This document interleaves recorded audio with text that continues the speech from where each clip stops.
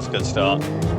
This time on Fifth Gear, Karun and I take to the track in the latest versions of 3 hot hatches. They've all had full bells and whistle upgrades.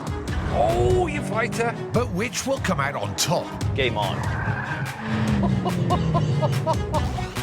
The team get a first look and drive of the brand new Volvo XC40. This is the nicest interior I've ever sat in.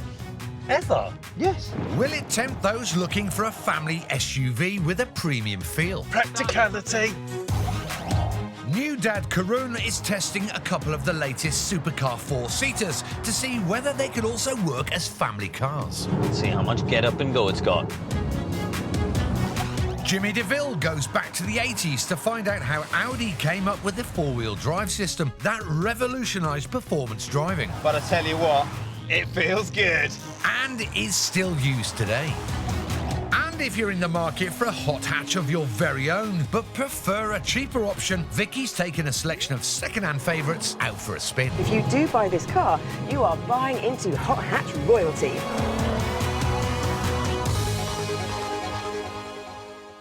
Hello and welcome to Fifth Gear. Now, hot hatchbacks have always offered blistering performance in a pretty practical body shape. But sometimes even the hottest of hatchbacks needs a bit of a tickle and a fettle to make it even quicker. 3 of the latest hot hatches have just got even hotter, with performance-packed upgrades to make them faster and handle better. So which one is best? Well, let's find out. So last time we did this with hot hatches, the Renault Sport Megane blew everything away. And now Renault say that this trophy version is even quicker and better than the previous one. Ah, yes, but Golf have uprated this. This is the fastest GTI they've ever made. And so have Hyundai with that i30N. Later, we're going to be hitting the track hard to find out which one of these performance upgrades impresses the most. But first, we're going to see what these cars are like in real life, where ride and comfort are important. And we're starting with a £41,000, yes, 41,000 Golf GTI TCR, as in touring car racing. It's very well built, probably the best built of class. You can't get a manual on this, it's only with DSG, isn't it? Which actually is no drama, because I love this gearbox. It's brilliant. Such a good gearbox. And the performance pack means the standard GTI 155 mph speed limiter has been removed. Do you know what the top speed is now? 156? No, it's a bit more than that. 164 VW claim, so it's got 9 mile an hour plenty more. of poke, yeah. And it is very nippy indeed. It's got some poke, hasn't it? This Golf has 3 different driving modes: comfort, Are you comfy? Yeah, I'm comfy. normal, Are you normal now? I can't feel a difference. and sport. You sporting now? Ooh, I live Making blip. sporty noises. And the suspension is 20mm lower than the standard Model 2 for better body control. We're on the stiffest suspension setting. But I'm Sport. still comfy here. I'm not feeling like I'm being thrown around. Another optional extra is the stickers on the side. They'll set you back a whopping 555 quid. I'm not sure I'd be checking that box. There's no way I'd check that box. It's a lot of money, isn't it, for some stickers? To be honest, I don't even like them. No, no. But I have to say, do you know what? It's really good fun. It's so good. It's so well built. All that's great. But at the back of my head, all I keep thinking is £41,000. Next up, it's the Megane, £5 cheaper than the Golf and our reigning hot hatch champ. I like the fact it comes in a manual. Yeah. At least you've got the option. Brakes are lighter in this as well. They're a hybrid mix of cast iron and aluminium. Like the Golf, the Megane also has a higher top speed in this more track-focused version. It's up by 4 mph to 162. It's got a nice noise to it, don't you Nice think? noise in race mode. I like it. They've changed on the turbo, haven't they? Got new ceramic bearings on the turbo, so Yeah, spin a bit it faster. spins a bit faster. This Megane has the Cup chassis, which means stiffer springs and anti-roll bars. But while that might be great for track use, it has had an effect on the ride comfort. It's a bit firm, isn't it? On a long long time journey, one of you'd be a these. bit tiresome of it, wouldn't you? And that's not the only disappointment. The finish isn't as good as the Golf, is it? A plasticky finish. That's just nasty, isn't it? But then again, that's probably why they're £5-6 cheaper than the Golf. The liquid yellow paint, 1,300 quid, and a few other bits and pieces. Well, do you know what? If you compare that to the Golf, for stickers at 550 quid versus yellow paint at 1,300, it's quite a nice yellow, It's actually. quite It's a bit- nice. It's out there. Yeah. Finally, the cheapest of our trio at £29,000, the i30N is 12 grand cheaper than the Golf and Hyundai's first attempt to gain a share of this performance-enhanced market. Hyundai are massively trying to reinvent the brand in some ways, aren't they? With the rally program they've got going on, they've been successful actually. And in touring cars in the world. That's right. TCR. But it hasn't yet translated out in the real world, has it? No. You don't see kids yet going out there buying these as the hot hatches. Yeah, or lusting after them. No, not yet. But will this upgraded version change that? I mean, the engine's progressive enough, isn't it? A little pop on the exhaust, but still nowhere near as grunty as the other two. No. So we got 19-inch wheels on this one, as opposed to the 18 on the standard. It's all right on the road. It's all right, isn't it? I don't feel special. From the outside, I think it looks quite cool. I think it's a nice-looking car. It's a good-looking car. Actually. I don't like the colour, but all the shape's nice. I like the rear end. I do think they need to do a lot on the inside, though. There's nothing edgy or cool about it, is there, as a hot hatch? This could be in a saloon, really. On first impressions then, the Golf is leading when it comes to day-to-day driving and overall design. Join us later when we'll be heading to the track for the first of our knockout rounds. One contender will be going home. Place your bets. Come on. Now it's time for us to get a first look and a first drive of a brand new model. Yes, it's the Fifth Gear team test. This week, the team tested the Volvo XC40. This is Volvo's first compact crossover, designed to sit below its XC60 and 90 big brothers. Despite being late to this sector, Volvo hopes that a combination of premium build, comfort and looks will draw families from established rivals like BMW's X1 and the Audi Q3. Has this just come off the transporter? Because it's got that protective covering on the top and the wheels, hasn't No, it? it hasn't. I know. This is a two-tone. This is like a nice little bit of fashion. The best bit about this car to look at is everything. So this package actually costs £700 and it's the roof, the wind mirrors and the wheels. Yeah, white facades on the wheels. White wheels? Behave. What's that all about? Oh, boys, have a bit of fun. This is an urban premium SUV, and this looks cool. I think this is an amazing-looking car, and every time I see one on the road, my head gets turned. That does not look like its bigger brother XC60, and it doesn't look like the XC90. There are some similarities, but it's distinctly different, pleasantly different, I think. Let's start with one of the most crucial things for a family SUV, boot space. Do you know what? The boot's okay. I wouldn't say the boot's... I don't think it's class leading, but a nice little touch where it folds up to hold your shopping. I'm going to drive this, guys. Yeah. Look at the door panels. Look at the ratio of carpet to plastic. Oh, I've not seen that It's before. nicely I cut like out. that. And it's deeply sculpted. Yeah. Now, what they've done is they've used carpet to, A, make it a cheaper build, but Sound, I reckon. soundproofing. Yeah. And there's more room. Do you know, I love the fact that they've mixed up some materials. You've got carpet, you've got leather, you've got this lovely metal little bit up metal there. bit. Yeah.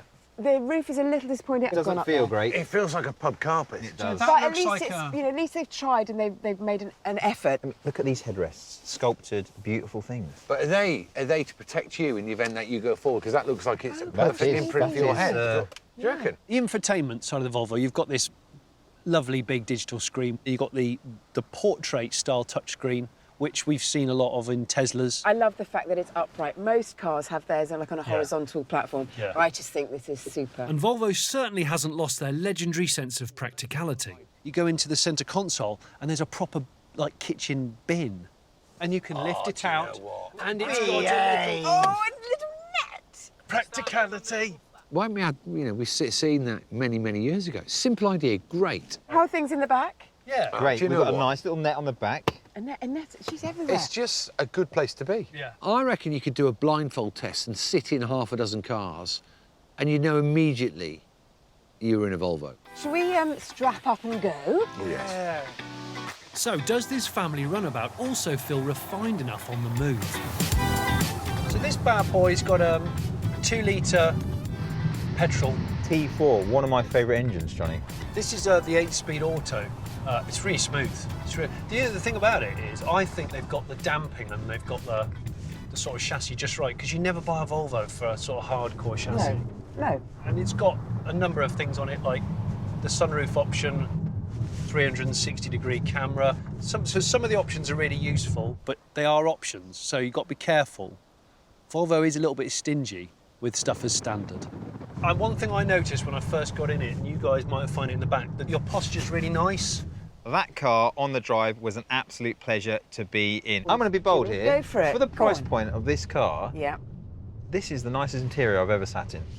Ever? Yes, for the price Wowza. point. Cool. So, what's the scores on the doors for the stylish Swedish-designed SUV? This is a Volvo I'd recommend to a mate, so I'm going to give it a cracking 8. I really like lots of things about this car, so I'm going to give it a 9. Or as they say in Sweden, meow. I think it's great. I'm going to score it probably the highest score ever. It's a 9.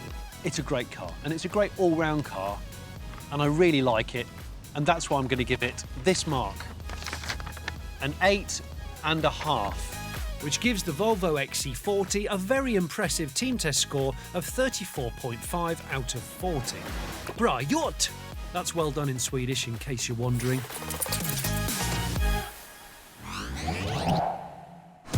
Coming up, Jimmy gets behind the wheel of a classic 80s Audi to find out how an engineering breakthrough transformed performance driving forever.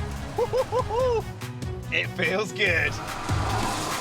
And we find out just how spirited our hot hatches are in our 5th gear agility test. Oh my word, look at that. That's incredible.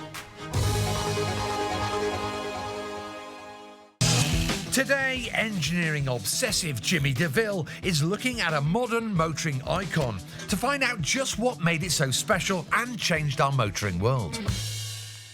You don't have to look very far these days to see one of those. They are literally everywhere. They're fast, they're comfortable, they're luxurious, and most importantly of all, they're safe.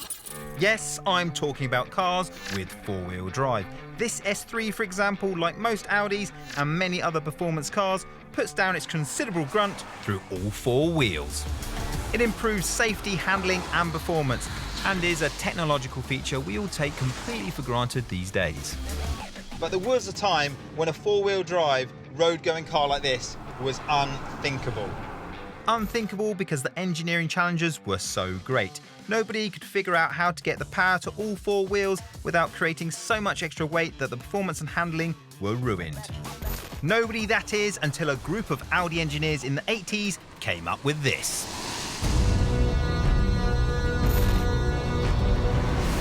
This is the legendary Audi Quattro, a modern motoring icon that changed the world of rallying and was the first proper performance four-wheel drive car for the road.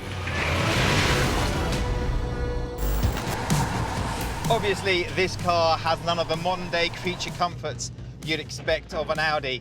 It certainly doesn't have swooshing indicators and headlights that look around corners, but I tell you what, it feels good. This Quattro was the brainchild of a clever bodder Audi called Jörg Benzinger. Jörg was winter testing a military vehicle called a VW Iltis. The Iltis was a small Jeep designed for the German military. Small, light, and with four-wheel drive, it could go just about anywhere.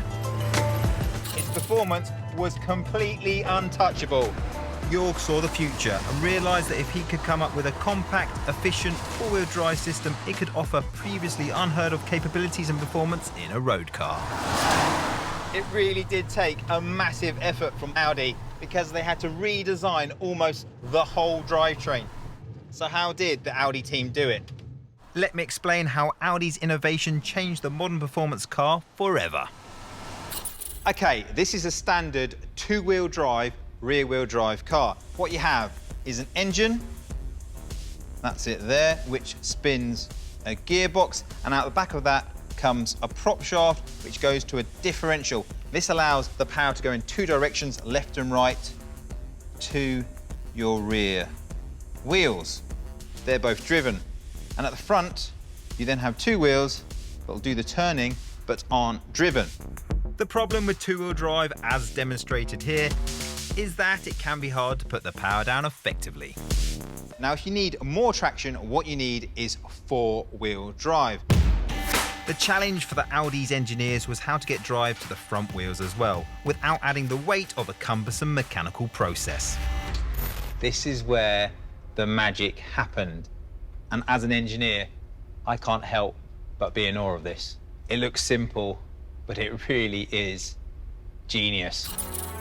Audi's breakthrough idea was to put a second differential inside the gearbox and then a hollow shaft to take drive to the front. The system was light, compact and efficient, and performance driving would never be the same again.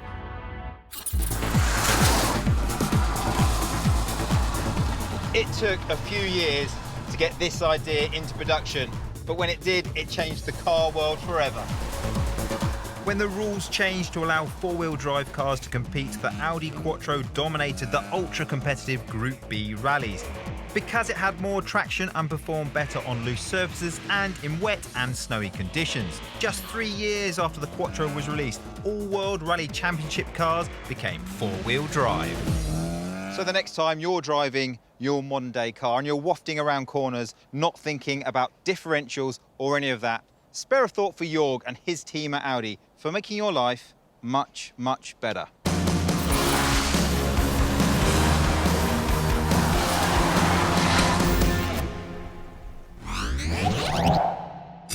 Now it's time for the second part of our Hot Hatch Deathmatch, where Karun and I are putting 3 of the newest, hottest of hatches through their paces.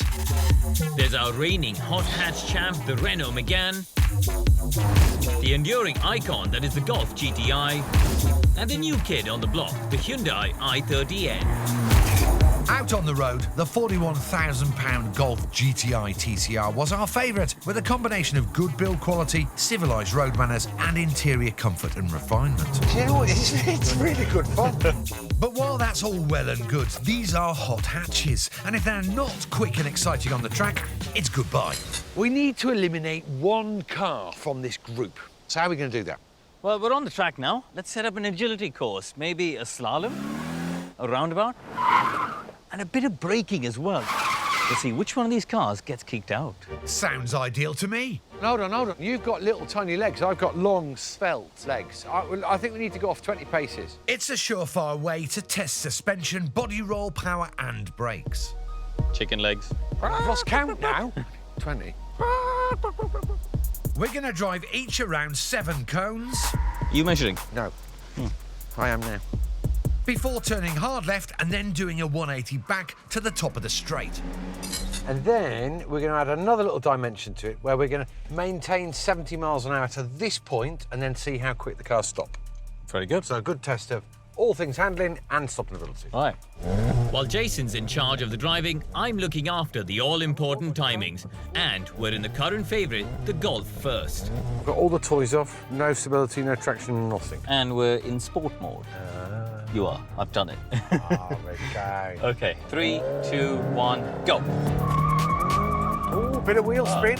The Golf is fitted with a direct shift auto gearbox, and those fast changes could really give it an advantage. Gee, it's good through that slalom. Oh, into the roundabout. Into the bend, it slightly overcooks it though. Oh, a bit of understeer, isn't it? Quick.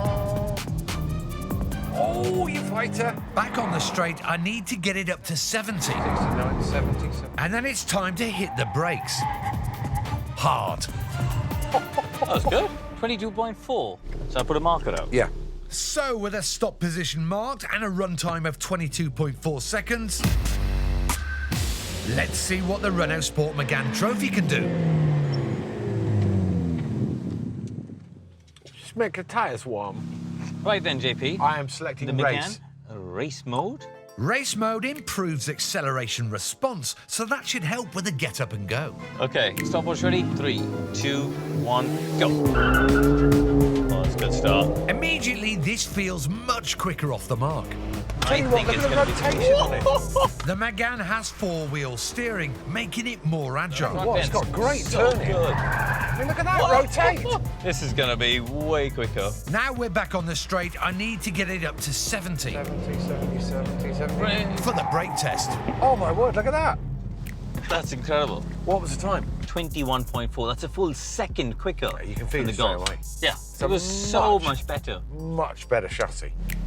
A great performance, the Megane has stopped well short of the Golf. It's like 1.5 car lengths. Amazing, isn't it? That's amazing. So the Golf is in a sticky situation now. If our final car, the Hyundai, beats it, the VW is eliminated and won't go through to the final round. The time to beat is 22.4 seconds, but will this newbie Hyundai's performance spec be enough to seriously challenge two of the most well-established names in hot hatch land? I think he's got half a chance, actually. Right, are you in race mode? I'm in full-on race mode. I've got all the toys off. Okay, right. Stopwatch ready. Window up. 3, 2, 1, go. Manual gearbox, of course. So JP's left foot for the launch control. Whoa. You know what? It's a bit more grip than the Golf. While the Hyundai was nailing the slalom, it couldn't quite match the Megane at the high-speed cornering. Right, this is where you need the understeer power to there. pull out. Come on, come on, come on. But how quickly can it stop? Right, 70, 70, 70, 70, 70 brakes. Wow, 21.7. Now that is faster than the Golf by 7/10. Big upset. We've knocked the Golf out. Hyundai. The Golf is going to get biffed. Wow, round 1. Did not expect that, but I'll put the marker down. I'll tell you what, Jason. Is it better? It's actually better than the Megane. Not by much, I'd say about a foot, but it's better than the Megane. So that is massively impressive, isn't it? It's winning on braking, second on the times.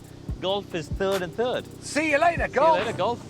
So the Hyundai completed the course in 21.7 seconds. A 30 grand Korean hatchback just beat a 41 grand Golf, which means despite being our favorite on the road, at the end of our agility test, it's a shock departure as we wave bye-bye to the GTI.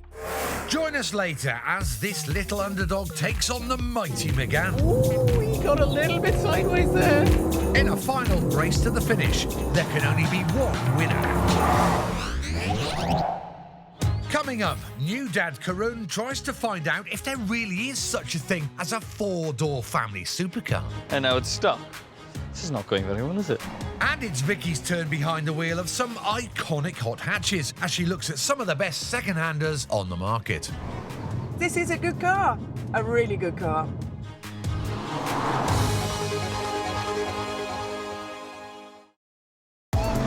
Welcome back to Fifth Gear. Until the arrival of the Porsche Panamera in 2009, the terms 4 seats and supercar were never really heard together.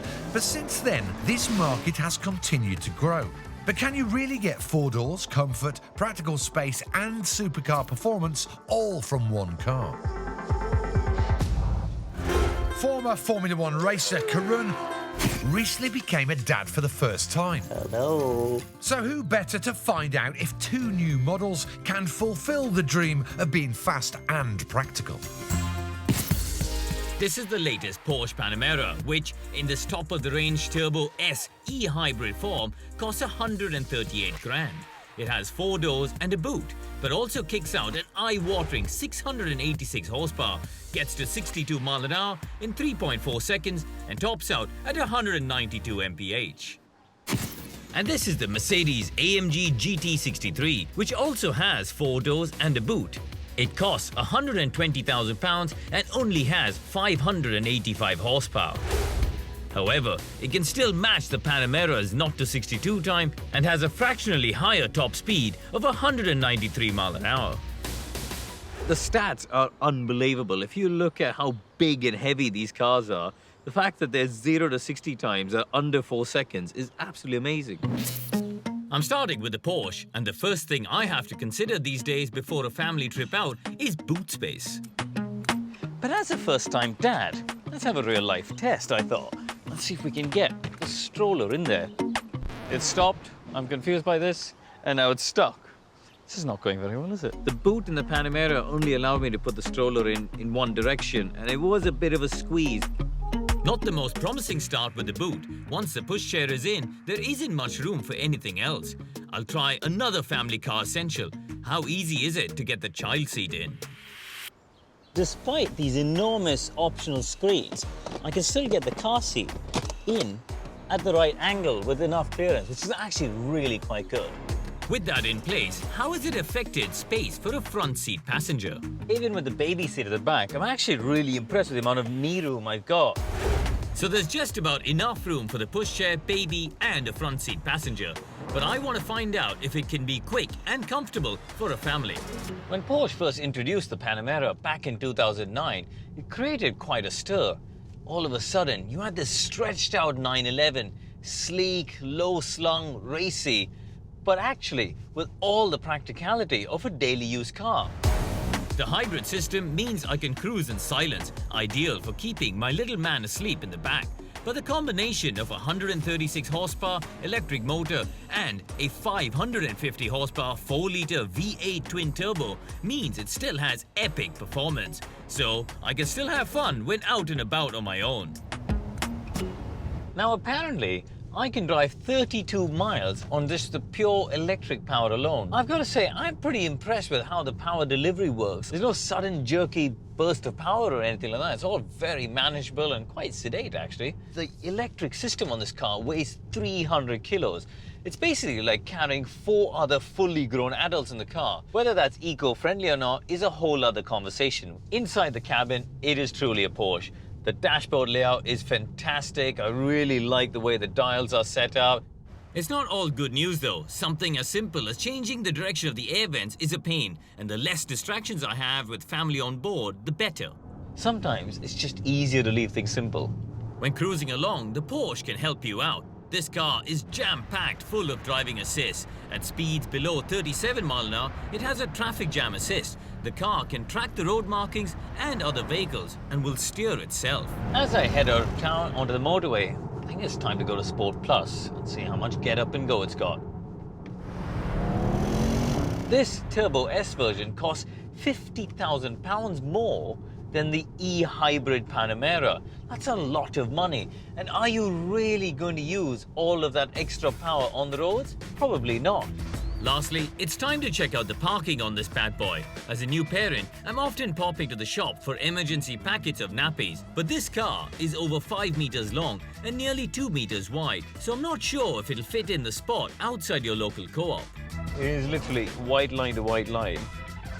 Actually, it wasn't that painful to park, but I'm going to jump out and have a look at the overhang. I mean, that is ridiculous. So overall, the boot could do with being a bit bigger, but the Porsche is managing to combine some practicality with decent performance. Time to head back and check out the Mercedes-AMG GT 4-door. So I've got an even bigger boot here at 461 litres. But will the shape mean it passes my stroller challenge? Up we go. Actually, it can go in both lengthwise and sideways. Easy peasy. So the Mercedes, the clear winner when it comes to the boot space challenge. Let's get the seat in. I tell you what though, gotta test the front seat because you gotta make sure there's space for the passenger, and actually there's much less in the Panamera. I'm not particularly tall, even my knees are sort of touching the dashboard here. Okay, let's take it for a dad drive. 10 years after the Panamera shook the world, Mercedes have finally responded with this, a 4-door version of their AMG GT. Now, first things first, I've got to say that the interface with the trackpad and the dashboard inside the cabin isn't as good as the Porsche. The screen itself is quite nice. You've got a big, wide screen, fairly typical of the modern Mercedes range. But it just looks a little bit dated, I think. Unlike the Panamera, there's no hybrid system here, just a 4-litre V8 twin-turbo that makes a glorious noise if provoked. Although that might not be the best with sleepy passengers. And because there are no heavy batteries on board, the Merc is considerably lighter. This results in a superior power-to-weight ratio, which largely explains why the Merc is a touch quicker. The ride quality is fantastic, and if anything, I think actually better than the Porsche. The car feels so stable, it's really, really nice to drive. Pretty sure if I had the little man in the back seat, he'd be fast asleep in here. Time to open it up and take it out onto the motorway to see what the refinement is like at speed. Even though I'm never going to push the limit with the baby on board, it's nice to know the power's there if you need it. Once an F1 driver, always an F1 driver. Like the Porsche, the Mercedes also has a lane-keeping cruise control system. When the driving gets boring, the car can practically drive itself.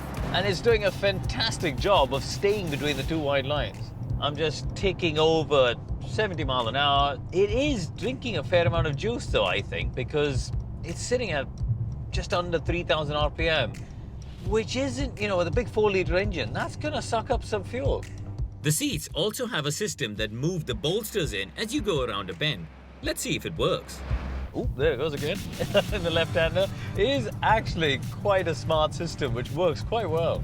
Time for the all-important parking test. The Merc is also a tiny bit longer and wider than the Porsche, so I'm already expecting a big overhang, if I can get the doors open. The screen quality is actually very good. Opening these doors are going to be a bit tricky, but in one go. So after a day with these cars, which one do I think has combined supercar performance with everyday family practicality? I was pleasantly surprised with how both cars tick the boxes in terms of usability, but also performance. I mean, they are seriously quick cars, but handle kind of like a sports car. As much as I think the Mercedes is the better looking of the two cars, I'd have to pick the Panamera.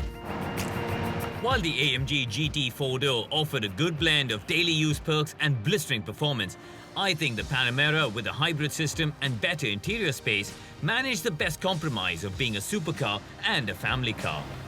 Now, I need to just check my bank balance and convince my wife that it's time for an upgrade. Now it's time for Vicky with some second-hand heroes. Those hot hatches that Jason and Karun are racing around in prove there's nothing quite like the latest combination of practicality and performance from the latest generation of models. However, the cheapest starts at £28,000. If you can't quite stretch to the cost of a new generation hot hatch, then do not despair, because you can get one of these little monsters for a fraction of the price. And my pick of the bunch are the Golf R32, the Renault Sport Megane, and the BMW 1 Series 130i. First up, it's a Volkswagen Golf. And it's one that some might say is the best of the breed.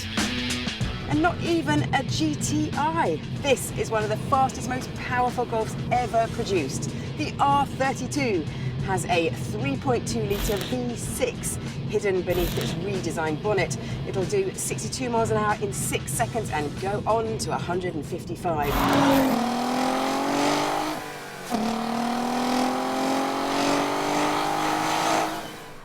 VW have form here. When they launched the Golf GTI back in 1975, they essentially invented the modern hot hatch. So if you do buy this car, you are buying into hot hatch royalty. And buy in you should, because you can pick one of these up super cheap. £5,000. Yes, £5,000 for that mighty engine, four-wheel drive and a family wagon. It is an intoxicating hot hatch that is potent and incredibly agile. Great grip. I know, you're waiting to hear the downside. At 13 years old, things can go a bit wrong. Watch out for rusty wings and, if possible, get one that's had its timing chain done. Also, if you're looking at a model with the DSG Auto gearbox fitted, check your paperwork for gearbox oil change intervals being hit. If they haven't been, then you could have a lumpy pull away from stationary when it's hot, which is a very bad sign and will cost you about £5,000 to replace. Another thing to look out for on a Mark V R32 are seized rear calipers. Replacement is the only real solution. If you can get reconditioned calipers, they'll cost you about £100 per side, plus labour. From hot hatch royalty to an upstart in the game, the BMW 1 Series 130i M Sport.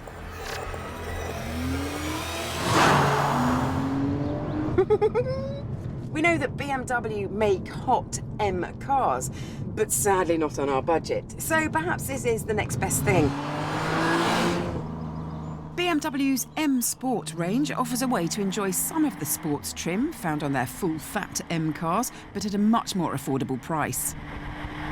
It'll cost you about £6,500, and for that you get a car that you can use every day. The naturally aspirated 265 brake horsepower engine will hit 62 in around 6 seconds. And because there isn't a huge amount of weight at the back, you can have a lot of fun very quickly.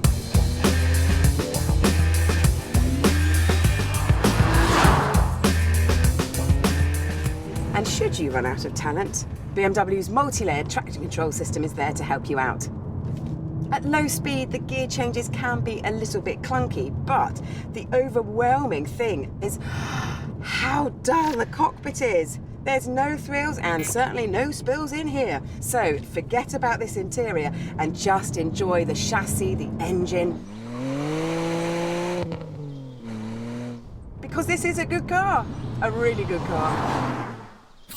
So, if you want one, what should you look out for when you're car shopping? Lifting the bonnet before you buy is essential. Look for any oil leaks from the oil filter or cylinder head housing. Changing them will cost you around £300. And the ignition coil packs are liable to go down occasionally. It will cost you roughly £250 plus VAT to change all 6. But don't let potential running costs put you off. What an opportunity to buy a bit of stealth M-Power for silly money. Silly cheap. Now for my final choice. How about a bit of French fancy with this, the Renault Sport Megane 275 Trophy. £17,000 worth of hot hatch. Yes, that's a good deal more than the other hot hatches I'm driving today, but this car is only a few years old and was £29,000 when new. The terrifically tuned suspension with a 2-litre, 4-cylinder turbocharged engine powering the front wheels. So it's a totally different drive to the 4-wheel drive Golf and the rear-wheel drive BMW. The mighty Meganes are incredibly sure-footed, so much so that you won't want to see a straight piece of tarmac again. Unless, of course, you want to do a 0 to 62 dash, in which case the RS275 will do it in under 6. Beware, though, for common issues that these powerful Meganes suffer from. The front wheel bearings suffer from a lot of loading and stress and can fail. Listen out for a squeaking noise. It's an indicator that they'll need changing at a cost of about £250 per side. Suspension knocks are common too. And before you hand over your hard-earned cash, make sure that the engine hasn't been remapped, or if it has been, that a Renault specialist did it. If not, walk away. Serious engine issues lie in wait for a badly mapped Megane. So there you have it, 3 very different hot hatches, all with their own quirky features. But if I had to take one of these bad boys home... They all have their merits, but for me, I'm going to go for the BMW. Despite that drab interior, it feels like a baby M3. After the break, it's the conclusion of our hot hatch deathmatch. And who would have thought this would be the final lineup? The brand new Renault Sport Megane versus the Hyundai i30N in a head-to-head race. It's a bit bouncy. Welcome back to 5th Gear and the grand finale of our hot hatch deathmatch. Earlier today, we started out with 3 of these top-spec track-focused hooligans. Tell you what, look at the rotation on it. But shockingly, it was the Golf GTI TCR that failed our agility test. Now we're left with the Renault Sport Megane Trophy and the surprise underdog, the Hyundai i30N Performance Pack. But which one is best? The only way to settle this is with a race. 3-lap race? 3-lap race. Well, obviously, I'll take this one, thank you. Oh, thank you very much. We're going out for a couple of warm-up laps on this tricky Welsh track before we start the clock. I'm in the Megane. I have the power advantage. It does feel, with that 4-wheel steering, the ability to just turn quickly is going to be the winner. So I have to say, I think this is going to be a bit of a tall order for the Hyundai. That Megane on track really is something else, the way it turns mid-corner. It's obviously got a bit more power than this, but we just got to...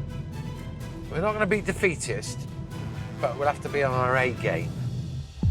And with all that, it's time to head to the start line. Okay, here we go. All right, here we go.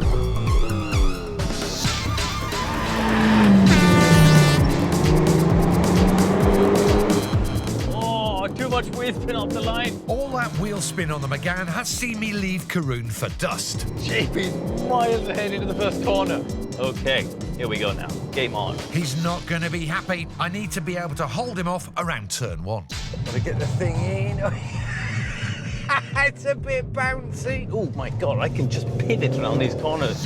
Out of the roundabout, he still got the edge, but I'm not worried. There's no way he's going to be able to hold me back unless he drives a defensive race off his line. Now, he's won a few touring car races, has JP, so he does know how to defend. I'll tell you what, he's pretty close.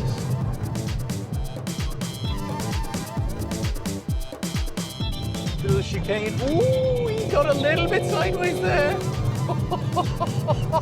My Megane is a touch lighter and 25 horsepower more powerful than the i30, so I should have the advantage, but I can't catch a break. I've got more power than him. I've got a better exit than him. I've got more front end, but he's defending the inside line. As we start lap 2, I'm gonna have to start driving more tactically. Right, I'm gonna have to be creative here into the bus stop. If I square off the first spot, he's compromised on his exit. That's it, I've got a better line.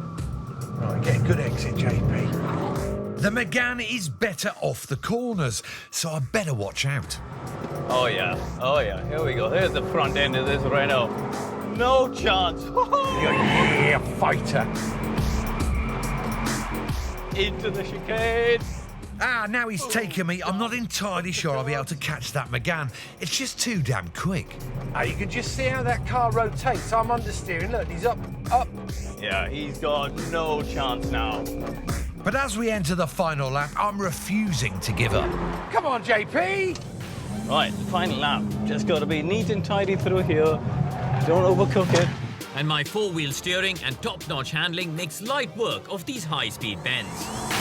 I'm still hot on Karun's heels, and while the acceleration on this isn't too bad, it's not quite enough to keep up with his track hero. I can just play with the front end and the throttle, just blast away from him. Probably made 4 car lengths on him now. And as we head to the finish line, I'm well behind. The Megane is just a bit quicker in a straight line, but more importantly, it's just got better grip. Yeah, out of the final corner. He's not even close. It must be a couple of seconds up to the line. Boom. I kind of knew that was going to happen. The Megane, winner of the Hot Hatch Challenge. That is so mega on track. It's just so nimble. I mean, really, you had no chance, did you? Do you know what? I think the rear steer plays a big role in this. Yeah. But it's just a bit more grunty. But, to be fair, that's whipped the Golf GTI. It did, and actually, you know, in terms of the way it looks and the braking and stuff, it was pretty good, wasn't it? While the Hyundai i30N has impressed us, the Renault Sport Megane is our Hot Hatch Deathmatch champion for the 2nd year in a row.